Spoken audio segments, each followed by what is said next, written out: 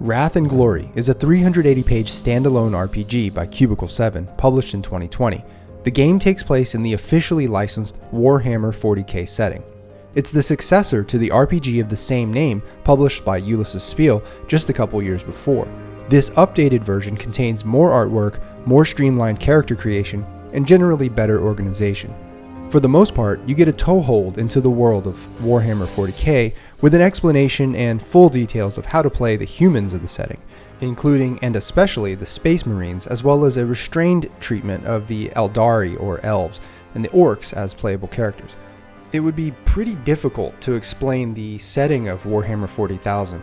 It started off as a miniatures wargame back in 1987 and has since expanded into hundreds of novels, dozens of board games, and dozens of video games, not to mention a number of spin-off miniature war games that each come with their own lore books. The breadth and scope of the setting means that trying to make a tabletop RPG requires leaving some stuff out. But here's what the core rulebook tells you about the setting.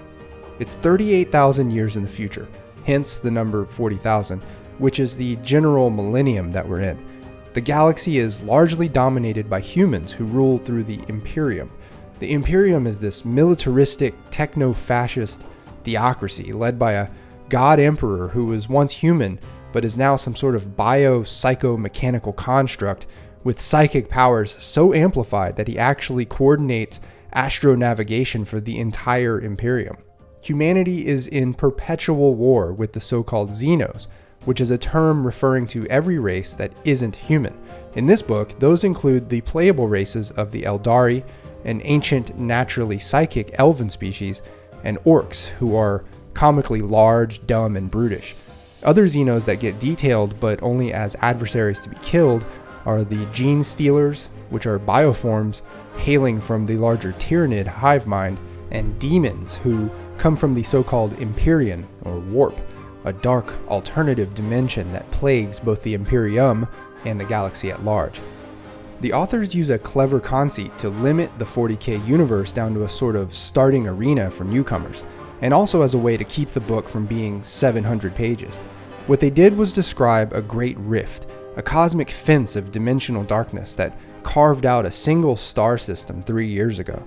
It's optional, of course, but if you were to use only the material from the core rulebook here, you would see only this one star system, the Gilead system, and the small outlying region around it that is all hemmed in by the Great Rift. Crossing the rift into the greater expanse of the galaxy is virtually impossible, and inside the Gilead system, you are presented with only 8 planets, an interstellar badlands called the Voidmire, and a so-called Space Hulk, or conglomerated wreckage of many different ships from different species. In terms of art for these planets and regions in the Gilead system, there's nothing, unfortunately, and neither is there a map, so you'd have to wing it on travel times and distances. The faction that is by far most detailed in the book is the Imperium, which is subdivided into various sub-factions. All subjects of the Imperium worship the Emperor, and the very language and tone of this book sort of has a worshipful tone of him. The only qualm I have with all of this is that the Imperium is stated to be hell-bent on exterminating all intelligent alien species, hence the perpetual warfare in the setting. This is a pretty disturbing reality for the future of our species, wrought with some pretty heavy, basic ethical issues. Furthermore, the societal order of the Imperium does not value human life at all. Each of the millions of member planets are expected to tithe millions of soldiers to the military each year, and every single day, thousands of psychers, or psychically able individuals, are sacrificed to the Emperor to feed his astronavigation and longevity. The Imperium is an evil empire, but then there are grumpy, murderous orcs and a heaving dark dimension full of demons and corrupting forces. So in a word, the setting is grimdark. Rolling up a character in Wrath and Glory is probably the most perplexing part about it. The reason for this is that you have a starting XP pool to spend, but many of the available classes are jumped up beyond what is considered level 1 in a lot of other games. Here you have 4 tiers, and you can start with a character from any of these tiers as long as that's what the GM has decided. It's kind of confusing at first, to be honest. Here are all the classes or archetypes you can play as. Note that they are all pretty strictly racially restricted, which renders the independent choice of race for your character completely moot. Also kind of confusing is that there's another layer of affiliations associated with each archetype called factions, each of which act as containers which contain only one or two archetypes each. The faction stuff probably makes a lot of sense to any veteran of the 40k universe, but the archetypes being spread across 4 different levels of power is a weird one. But ultimately, it allows the GMs and players to choose the voltage of their game at the very start, and potentially have super heroic PCs right out of the gate. And on another positive note, the presentation of each archetype is very orderly, and you can fairly easily roll up a character using any of the archetype templates. Every PC has 7 core attributes: strength, toughness, agility, initiative, willpower, intellect, and fellowship. These range from 1 to 12 and represent the number of d6s you can throw on a related test. Each species has certain limitations on certain attributes, so they can't always go up to 12. Then there are 18 named skills. These range from 0 to 8, and they also represent d6s to throw on a related test. You spend XP to level up both attributes and skill ratings, and they get more expensive the higher they go. One pretty cool concept in the game that ties everything together, from the talents to the psyker abilities to the weapons and armor, are the keywords. Keywords are awarded at character creation and unlock certain categories of abilities and equipment. If a weapon, for example, has the keyword Imperium, but your character doesn't have that keyword, you're prevented from using it. You can always gain more keywords over the course of play. There are 78 listed talents, a few of which you will get at the start, but which you can also purchase with XP, and as long as you have the keyword to unlock it. There are an additional 13 faith talents, which require precious faith points to use. Faith points are replenished at the start of each new game session. There is this dark, demonic dimension, called, among other things, the Warp, that permeates the universe and threatens to spill over. Certain people can tap into that dimension with their minds and channel the chaotic power into spells. Your character needs to have the Psyker keyword to have any Psyker powers, and human Psykers only come in 2 flavors: the sanctioned elite, who are selected out of billions and rigorously trained, and those unsanctioned Psykers, who are hated, hunted, and exterminated. As for the powers themselves, there are 2 freebie universal abilities and 15 minor abilities not tied to any particular discipline. Then there are 7 disciplines, which each have about 7 specialized powers. Only the Eldari, and in rare circumstances a human, ever able to have more than 1 discipline. Using Psyker abilities happens to be extremely dangerous in this game. Not only can you pick up shock points when you try to overcharge your cast, which has the potential of knocking you out, there is a constant threat of rolling a 1 on your so-called Wrath die, which leads to a roll on the dreaded Perils of the Warp table. The idea is that since you're tapping into the warp, you run the risk of horrible side effects ranging from flickering lights to life drains and devastating area of effect damage on friend and foe alike. So here's how the game basically works. In most cases, when your character is facing an obstacle, the GM tells you to roll a skill. If you're trying to jump across rooftops, for example, you take your athletics skill rating, and since that skill is related to strength, you add your strength rating. That's how many d6s you throw. Any 4 or 5 is 1 success, or icon, and a 6 is 2 successes, or an exalted icon. You are trying to meet or beat the difficulty number for that test. So if the rooftops in our example are a few feet apart, the DN might be a 2 or a 3. If the rooftops were 10 feet apart, the DN might be a 4 or a 5, which means you need 4 or 5 successes to make the jump. But there's more here. In most cases when you make a roll, one of the dice needs to be a Wrath die. It actually has nothing to do with anger, that's just what they call it in this game. The Wrath die will earn successes on 4s, 5s, and 6s just like regular dice, but on a 6, the entire party gains a point of glory, which I'll explain in a second. If the roll was an attack, then a 6 on a Wrath die also earns a critical hit, which is a brutal addition to any attack.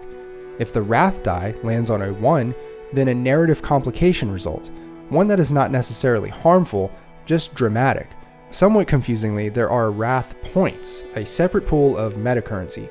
Each player starts with 2 Wrath points, and can spend them in a few ways that are actually listed on the character sheet.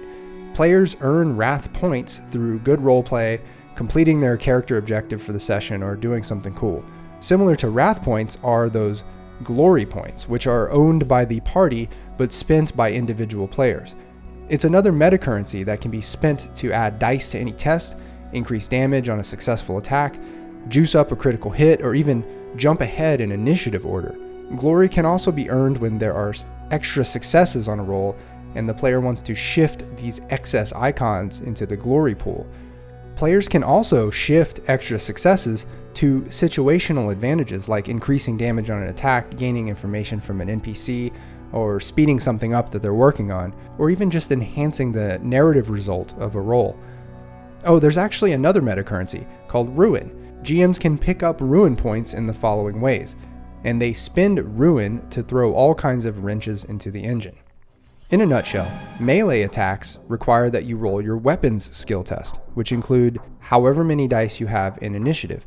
If you're using a ranged attack, you roll your ballistics, which includes your agility score. You're trying to meet or beat your target's defense score. If you get a hit, you add your weapon's damage plus its extra damage dice, or ED. This is actually another roll where you roll the ED dice and count a 4 or a 5 as 1 extra damage point, and any 6 as 2 extra damage. Then you take your weapon's armor penetration rating and subtract it from the target's resilience score. Then you take your total damage score for the attack and whittle away any remaining resilience that they might still have. If there is extra damage remaining, this subtracts from their total wounds pool, or what is essentially hit points. The book does get pretty granular when it comes to combat actions, but that's to be expected of a game that's based on a tabletop war game. I think the most notable thing is how players can always opt for a multi-attack on their turn at the cost of a higher difficulty number to hurdle over.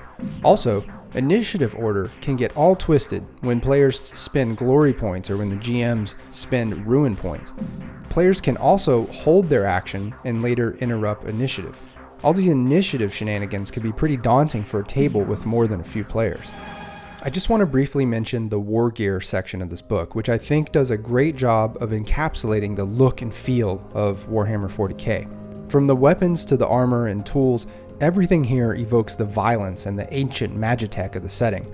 My only wish is that they could be cross-sorted by keyword, but that is only achievable through a web app or something. The Bestiary section of this book lists threats under 5 categories: Imperial, Heretical, Demonic, Eldari, and Genestealer. Each of these categories contains a healthy handful of enemy archetypes. Each of these is typified by tiers 1 through 4. At each tier, they are either a troop, elite, adversary, or monstrous creature, and those 4 power levels each have their own mechanical features. So here are my thoughts on Wrath and Glory. Cons. This is more of a note on the Warhammer 40k universe, but I find the whole race extermination thing with the Imperium to be pretty awful. Sure, this is an RPG based on a war game in which players pit their armies against each other in a war of attrition, but it's still pretty dark stuff. At least you can fight against the Imperium. The Gilead system is more teased than outlined. I thought it was a clever idea to limit the presentation of the 40k setting to one star system and its outlying region, but I think the pages describing each of the planets and areas just falls short of giving the GM the details they need to run any adventures there. Case in point, there's a short mention of a Space Hulk, but no illustrations or stats or virtually anything more about it. Pros. Although I think the whole genocide thing with the Imperium is disturbing, the overall setting is extremely rich. From the Adeptus Mechanicus, this techno-religious order that holds all the secrets of Imperium technology, to the Adeptus Astartes, those more than human super soldiers, to even some of the bizarre details on how orc technology really works, Warhammer 40k is undeniably a goldmine of extreme sci-fi adventures. Art and presentation. Almost every art piece in the book has that heady, epic quality that you see on a lot of 40k product boxes. The art communicates the ultra intensity of the setting itself. Built-in miniatures line. If you happen to play at a physical table with miniatures, you'll find specialized minis for Wrath and Glory that number in the tens if not hundreds of thousands, and that's just one of the perks of basing an RPG on a huge war game. In the end, Wrath and Glory feels like book 1 of a long series of books meant to cover more and more of the setting over time, through the lens of an RPG. It would be interesting to see if the publishers can maintain the density and quality of this core book as they expand the game. Let me know if you've played this version of Wrath and Glory down in the comments, and what your experience has been like. And as always, thanks for watching. This is Dave signing off. See ya.